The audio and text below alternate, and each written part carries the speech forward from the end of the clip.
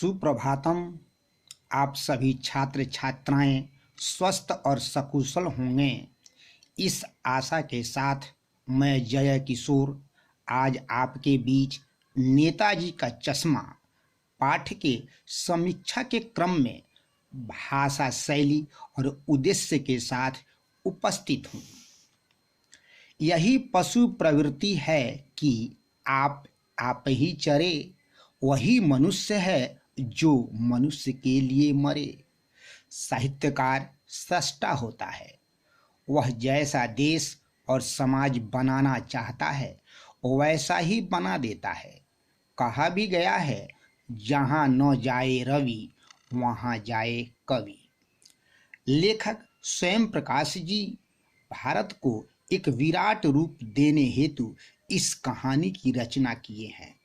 भारत के लोग देशभक्त और स्वदेश प्रेमी हों, इस हेतु कहानी को कहानी कला के तत्वों के आलोक में खरा उतारने का प्रयास हुआ है।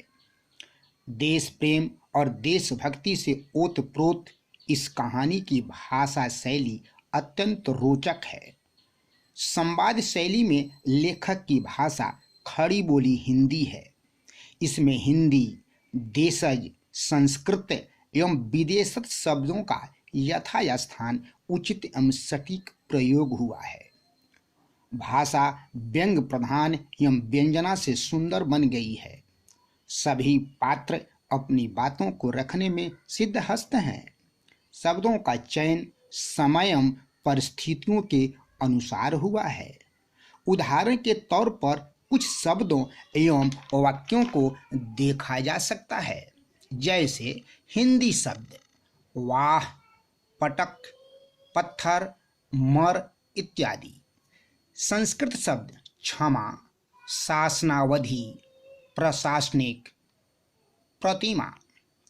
विदेशी शब्द idea, real, company, change, break, original, captain, दरकार, गिराक, साफ, कमसीन, चौखट, तेज, तरफ इत्यादि।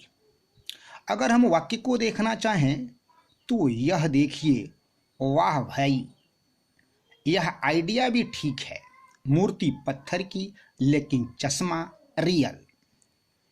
कहानी की समीक्षा का अंतिम तत्व उद्देश्य है। इस तत्व को रखने में लेखक अपनी सूझबूझ का बखूबी परिचय दिया है। ऐसा इसलिए कि जब उद्देश्य देश प्रेम, राष्ट्र निर्माण एवं आकर्षण से भरा पड़ा होता है तो रचना प्रभावी बनती है। इस कहानी के उद्देश्यों को बिंदुवार इस प्रकार देखा जा सकता है, जो आपके लिए शिक्षा एवं संदेश हैं। देश निर्माण वहाँ के नागरिकों, नदियों, पहाड़ों, पेड़ पौधों, वनस्पतियों, पशु पक्षियों एवं देशभक्तों से होता है, यह बताना। राष्ट्रभक्ति किसी व्यक्ति विशेष के प्रति मान सम्मान देना ही नहीं है, बल्कि उसमें रहने वाली सभी चीजों को महत्व देना है, यह बताना। देश विकास में सबका योगदान होना, सबों के योगदान को समान महत्व देना। राष्ट्रभक्ति प्रदर्शित करने के विभिन्न तरीकों को बताना। अपनी अवस्था एवं औकात के अनुसार राष्ट्रभक्ति का भाव रखना। वचन का पक्का होना। हर कार्य चुनौती के रूप में स्वीकारना। कलाकारों की कला को उभारना और उनको मान सम्मान देना। कर्तव्यशील एवं मेहनती बनने की प्रेरणा देना। सबके मन में राष्ट्रभक्ति जगाना। नई पीढ़ी को राष्ट्रभक्त बनाना। देश के सपूतों के प्रति आदर का भाव जगाना। प्राप्त आज़ादी को बनाए रखने हेतु प्रयत्नशील होने का भाव जगाना। इस प्रकार इस कहानी की समीक्षा के बाद यह स्पष्ट हो जाता है कि यह उत्कृष्ट कहानी है। इसकी भाषा शैली एवं उद्देश्य अत्यंत प्रभावकारी एवं शिक्षाप्रद हैं। आज की कक्षा को यहीं समाप्त करते हुए आपके लिए गृह कार्य इस प्रकार हैं।